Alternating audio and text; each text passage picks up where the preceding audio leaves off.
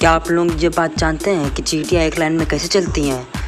तो चलिए मैं आपकी जानकारी के लिए बता दूं, चींटियों में कुछ ग्रंथियाँ होती हैं जिनसे फेरोमोन्स नामक का रसायन निकलता है। इन्हीं के जरिए वह एक दूसरे के संपर्क में रहती हैं। चींटियों के 2 एंटीना होते हैं जिनसे वह सूंघने का काम करती हैं।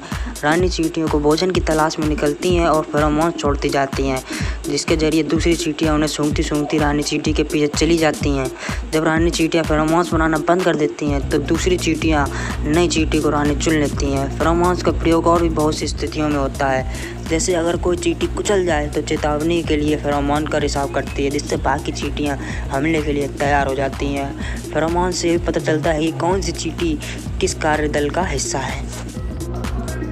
फैक्ट नंबर 2, मकड़ी अपने जाल में आखिर खुद क्यों नहीं फंसती है? तो आपकी जानकारी के लिए बता दें, मकड़ी अपने शिकार को फंसाने के लिए जाल बुनती है जिसमें छोटे छोटे कीड़े फंस जाते हैं। इन कीड़ों को जाल से निकालना काफ़ी मुश्किल होता है, लेकिन आपने कभी गौर से देखा होगा तो पाया होगा कि मकड़ी खुद उस जाल में एक जगह से दूसरी जगह आसानी से घूम लेती है।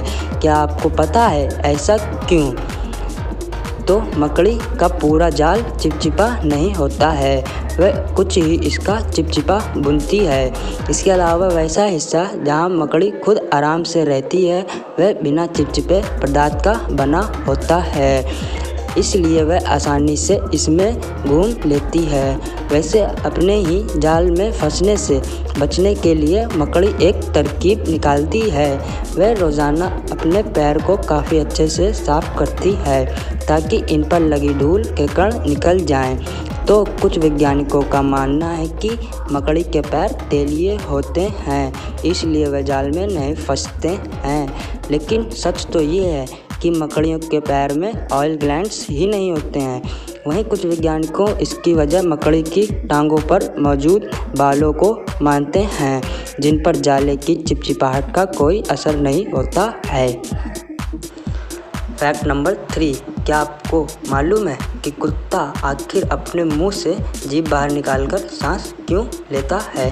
तो आपकी जानकारी के लिए बता दें, कुत्ता अपने शरीर के ताप को कम करने के लिए जीभ को बाहर निकालकर सांस लेता है, क्योंकि जीभ बाहर निकालकर सांस लेने से जीभ पर मौजूद जल का वाष्पीकरण होता है और इस प्रक्रिया से जीभ में पर्याप्त मात्रा में ऊष्मा ली जाती है और शरीर का ताप कम होता है, जिससे कुत्ते को ठंड का एहसास होता है।